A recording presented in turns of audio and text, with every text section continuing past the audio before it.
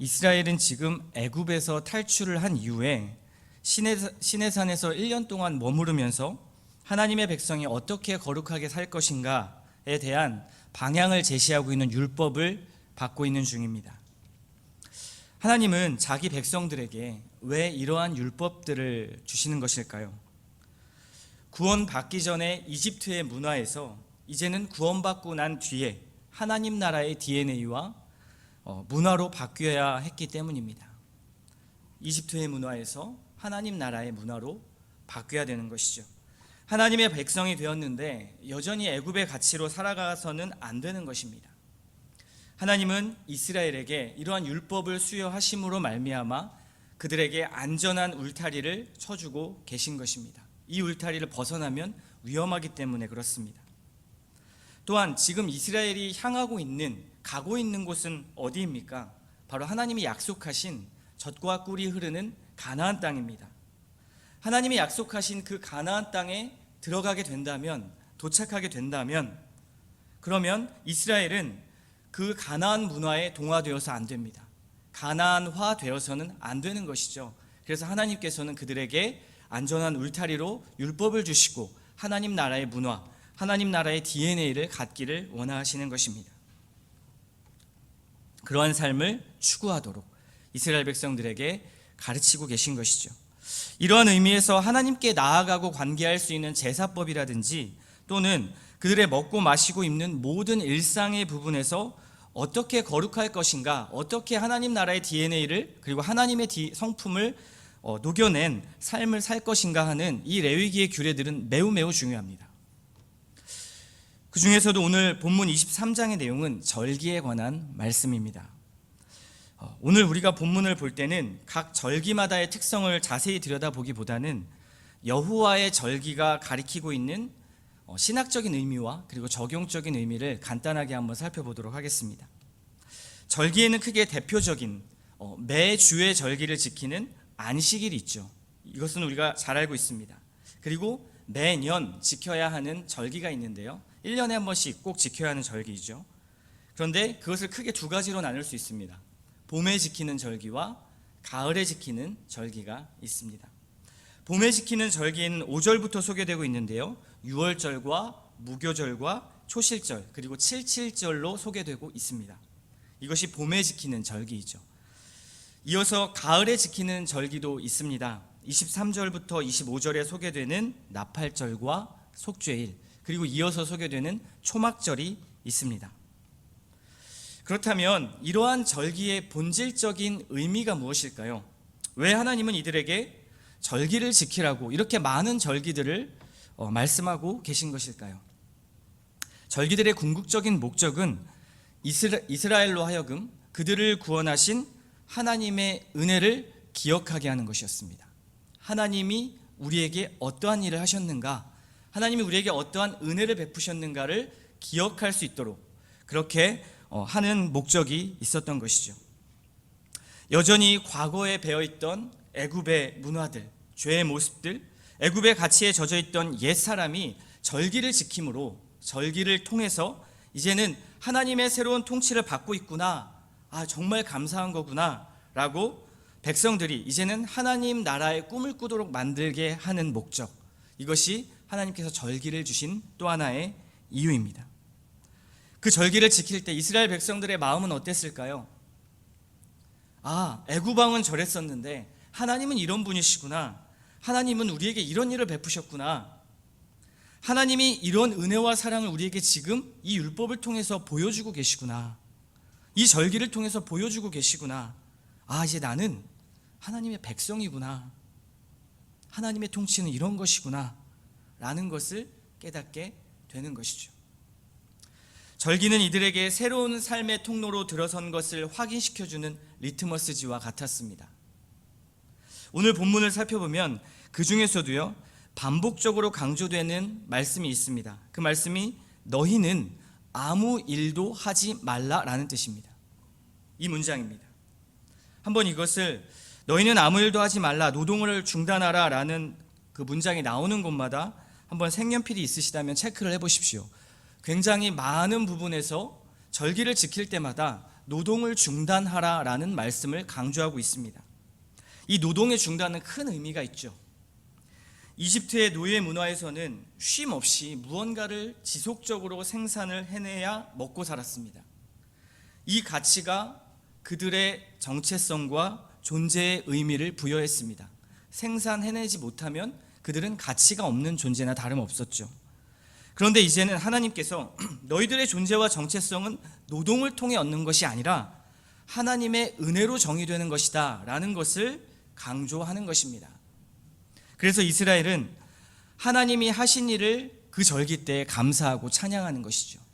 내가 하는 것이 아니라 하나님이 하신 일들, 하나님이 우리에게 전능하신 하나님의 주권으로 하신 일들을 감사하고 찬양하는 것입니다. 그렇다면 하나님은 이 안식일을 비롯해서 이 절기들을 통해 이스라엘에게 무엇을 또한 주시려고 하는 것일까요? 하나님의 입장에서 그들에게 주시려고 하는 것, 첫째는 노동의 속박으로부터 자유를 주시려고 하는 것입니다. 이제는 더 이상 노동의 속박이 있을 필요가 없다. 하나님은 파라오처럼 생산 공장에서 이스라엘을 끊임없이 돌려서 그들에게 무엇을 얻어내셔야 하는 분이 아닙니다. 오히려 하나님 어떤 분이신가요? 얻어내는 분이 아니라 모든 것을 주시려고 그들을 구원하셨습니다. 내가 너희들에게 모든 것을 주겠다. 가장 좋은 것을 주겠다. 공급자는 나이다 라고 하나님이 말씀하시는 것이죠.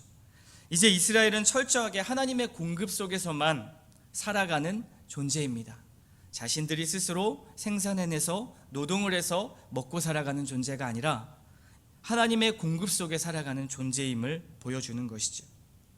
그래서 이스라엘에겐 하나님의 일하심 속에서만 그 백성들의 노동도 의미가 있었던 것입니다. 그래서 하나님은 절기를 통해 여호와를 기억할 때 모든 노동을 중단하라고 말씀하신 겁니다. 존재 입증을 위한 노동에서 그들을 자유롭게 하셨습니다. 우리는 이렇게 생각하죠. 일을 쉬면 죽을지도 몰라. 생산력을 더 높이지 않으면 우리는 인정받지 못하지. 더 많이, 더 빠르게, 더 열심히 할 수밖에 없는 우리의 삶이지. 더. 이러한 내면 속에서 채찍과 매를 맞으면서까지 애굽의 가치에 시달렸던 이스라엘에게, 또 이러한 삶이 유일하게 구원의 길이라고 생각했던 이스라엘에게 하나님께서는 절기를 지키며 노동을 중단하라 라는 이 명령은 사실은 이스라엘 백성들에게는 큰 도전이었을 것입니다. 뼛속까지 녹아있던 과거의 묵은 때를 벗겨내는 일이 만만하지 않은 것이죠. 결국 이것은 이러한 질문을 낳습니다. 누구를 따를 것인가에 대한 문제인 것이죠. 어떤 왕을 섬길 것이냐, 여전히 파라오의 통치 안에 있는 DNA, 그 문화를 따를 것이냐, 너희가 하나님, 너희를 구원하신 여호와를 따를 것이냐, 여호와가 구원자라는 것을 믿느냐, 너희가 먹고 살 것을 책임지는 공급하시는 하나님임을 믿느냐. 이러한 도전 앞에 이스라엘 백성들은 서고 그 안에서 절기를 지켜나갔던 것이죠. 변화되는 일은 결코 쉬운 일이 아닙니다. 오늘 말씀을 정리하자면 이스라엘 백성들이 이 절기를 지킴으로 하나님이 그들을 구원한 구원자이심을, 하나님이 그들의 진정한 왕이심을, 진정한 주인이심을 기억하고 가슴에 새기도록 원하셨던 것입니다. 오늘은 절기 각각의 의미를 자세히 살펴보진 않았습니다. 절기라는 큰 틀 속에서 시사하는 안식, 즉 노동을 중단한다, 안식이라는 의미를 살펴보았습니다. 사실 이 절기의 중요한 의의 중에 하나는 신약의 그리스도께서 이 모든 절기의 주인이시며 성취자라는 사실입니다. 이게 신학적인 굉장히 중요한 의미이죠. 그래서 하틀리라는 신학자가 이렇게 말했습니다. 하나님은 안식을 통해 일상의 노동의 속박으로부터 자유하게 하신다. 쉼은 안전과 축복을 의미한다. 하틀리가 말한 이 정의는 안식은 노동의 속박으로부터의 자유이며 안전과 축복을 의미한다고 말했는데요, 신약으로 넘어와서 이것을 성취하신 분이 예수 그리스도라고 말합니다. 즉 그리스도께서 자신이 안식의 주인이라고 말씀을 하셨죠. 누가복음 6장 5절에 보면 이렇게 말합니다. 인자는 안식일의 주인이니라 하시더라. 안식일과 모든 안식의 주인, 이 안식을 성취하신 분이 누구라고 말합니까? 예수 그리스도라고 말합니다. 그렇다면 아까 하틀리가 말했던 그 신학자가 정의했던 그 안식의 내용과 그리스도를 함께 연결해서 적용한다면 결국 이 안식의 참된 의미, 자유와 안전, 축복은 그리스도 안에서만 누릴 수 있는 것입니다. 우리는 절기의 내용들을 살펴보면서 여기서 한 가지 질문을 던져야 합니다. 그렇다면 나에게 참된 안식을 주는 대상은 무엇인가? 누구인가? 나의 안식은 정말 그리스도인가? 나에게 진지하게 예수 그리스도를 기억하고 기념하는 이 절기와 같은 시간이 있는가? 나에게 노동을 중단한다는 이 의미는 삶의 자리에서 무엇을 의미하는가? 이것은 나에게 안식인가? 두려움인가? 이것을 진지하게 고민해야 됩니다. 이 질문과 함께 여러분의 일상에서 휴일의 모습을 한번 떠올려 보십시오. 여러분이 안식이라고 생각하는 쉼의 시간을 떠올려 보십시오. 그리고 한번 이것을 적용해서 한번 생각해 보시기를 바랍니다. 쉼의 시간, 여러분의 휴일은 하나님과 어떠한 관계가 있습니까? 누군가에게 쉼은 하루 종일 침대에서 뒹굴거리는 것이고, 또 넷플릭스와 유튜브를 시청하면서 복잡했던 머리의 회전을 잠시 멈추고 잠시 멍하게 모니터 속으로 빠지는 것일 수도 있습니다. 이것이 누군가에게 쉼이 될 수 있습니다. 그런데 오늘 말씀을 보니까 우리의 쉼의 영역에도 하나님과의 관계가 배제될 수 없다라는 것을 분명하게 말씀하고 있습니다. 하나님은요, 우리의 몸과 그리고 어떤 장소, 어떠한 특정한 것들을 거룩하게도 하셨지만 우리의 삶의 일상성, 즉 일상의 시간이란 측면도 거룩하게 구별하셨습니다. 즉 시간도 그리스도와는 뗄 수 없는 동전의 양면이라는 것이죠. 이스라엘 백성들이 절기에 노동을 중단한 뒤에 무엇을 했습니까? 그냥 쉬었습니까? 아니죠. 하나님을 기억하기 위한 예물과 예배, 감사의 축제를 드렸습니다. 하나님을 기억하고 하나님과 관계하는 쉼을 얻은 것이죠. 신약으로 아까 저희가 신학적 의미를 살펴보았는데 그리스도 안에 있을 때만 진정한 안식과 쉼이 있다는 의미를 잘 생각해 보십시오.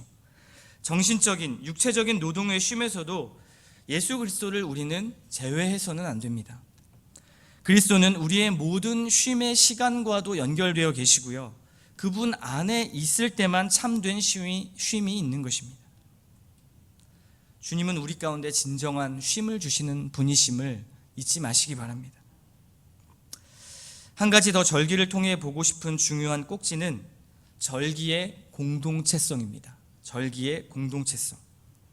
안식은 한 개인에게 주어진 것뿐만 아니라 이스라엘이라는 공동체에게 주어졌다는 사실입니다.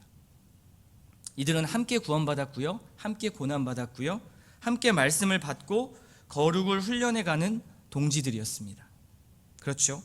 그런데 오늘날 많은 그리스도인들의 신앙이 너무나 개인화 되어버렸습니다.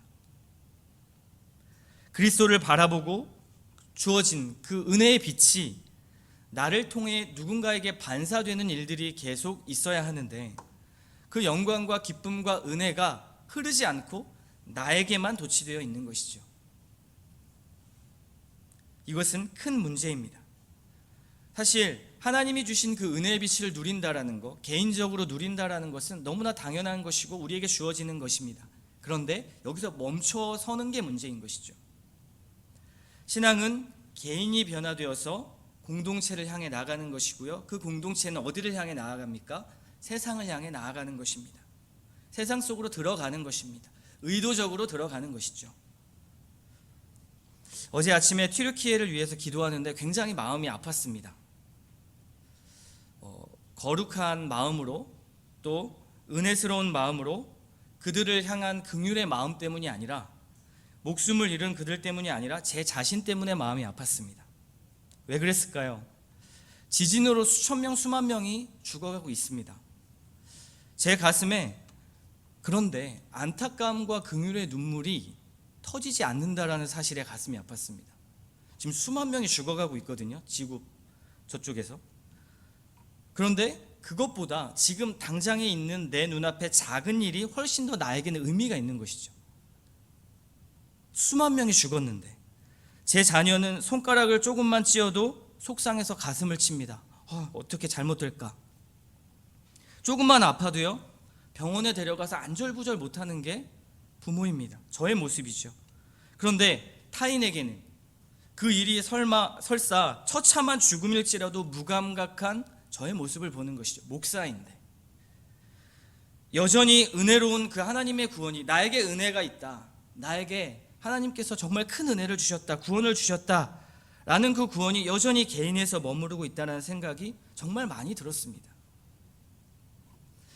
여러분, 하나님은요, 율법도 절기도 구원도 먼저는 우리에게 개인에게 적용하셨지만 개인에게 적용된 그 율법과 절기와 규례들, 하나님의 원리는 결국 타자를 향하고 있다는 것을 기억하십시오. 말씀을 한번 잘 봐보십시오.